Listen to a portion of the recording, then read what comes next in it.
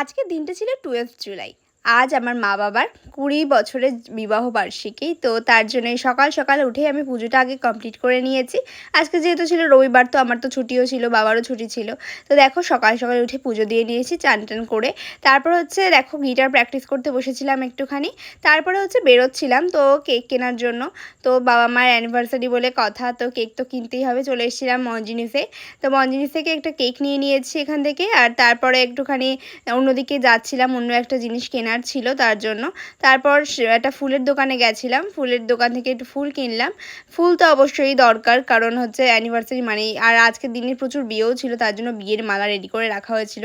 ফুল মানেই আমার কাছে হচ্ছে মানে প্রচণ্ড আর কি ভালো লাগার জিনিস। তো তারপরে বাড়ি এসে দেখো চা বানাচ্ছিলাম সন্ধ্যাবেলা। তো তারপরে একদম সমস্ত কিছু ডেকোরেশন কমপ্লিট করে ফেলেছিলাম।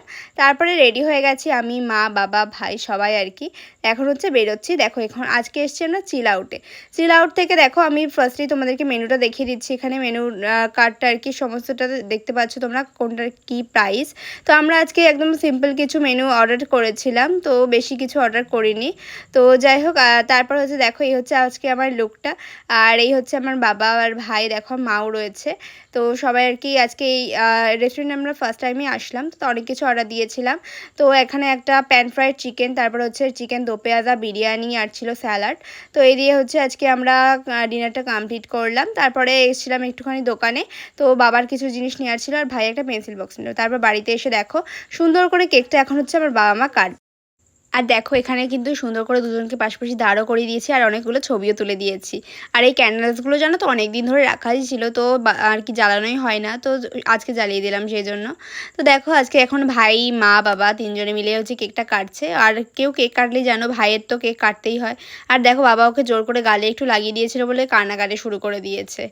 ওর কান্নাকাটি আর কি মানে ওর অপছন্দের কোনো কাজ হলেও কান্নাকাটি করতে শুরু করে দেয়। তো দেখো তারপর হচ্ছে বাবা মা দুজনকে খাইয়ে দিল। তারপর হচ্ছে আমিও একটু কেক খেয়ে নিলাম। তারপরে দেখো এইভাবেই আমরা ছোট্ট করে এবছরের সেলিব্রেশনটা করলাম।